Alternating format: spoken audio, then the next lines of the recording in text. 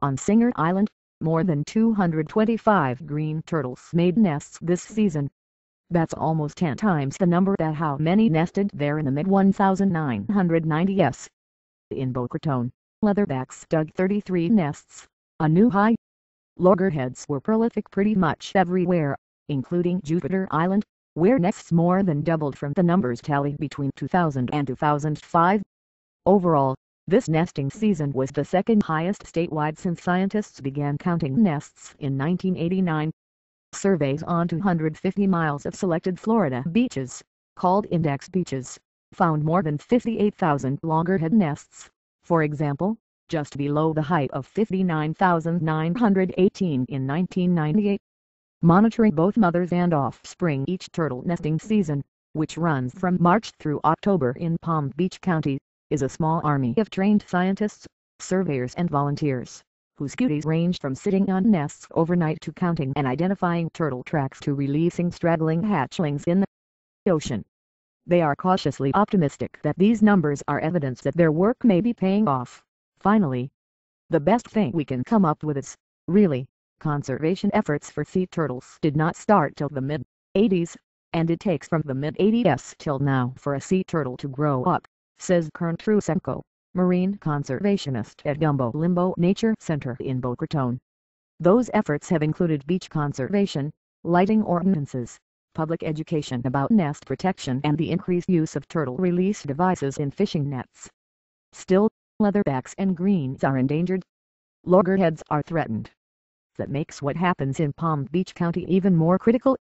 Palm Beach County is really an important part of the state when it comes to nesting, says Paul Davis, environmental manager with the Palm Beach County Department of Environmental Resources Management. We only have 5% of the shoreline, but we account for almost a quarter of the nests in Florida. That's one of those wow statements that we want people to be reminded of. We're a unique part of the coast to have 3 species nesting in such high densities here. And when you total the nests for all 3 species, Davis says, we have the most nests per mile of any other county. Why are turtles drawn to our beaches? Proximity to the Gulf Stream plays a large part, of course, but Davis also half jokes, we'd like to think the turtles recognize how much work we're doing to guarantee their survival. There's no shortage of local turtle admirers, awed by these creatures whose lives remain largely a mystery.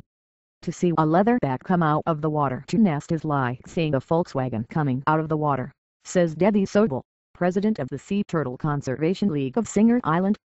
They're gentle giants. They're kind, they're sweet, they don't bite. They're amazing creatures. And the little hatchlings are just adorable. Sea turtle nests statewide. Final figures won't be available until early next year, when all beaches have reported their numbers. In the meantime, the Florida Wildlife Commission tracks nests on 250 miles of beach for a preliminary survey. Here are the numbers. Loggerheads, this year marked the second highest count since the survey began in 1989, more than 58,000 nests, just below the height of 1998. The lowest was 28,074 in 2007. Leatherbacks, there were 515 leatherback nests counted on index beaches this year. Only 45 leatherback nests were counted on the same beaches in 1989, according to state figures.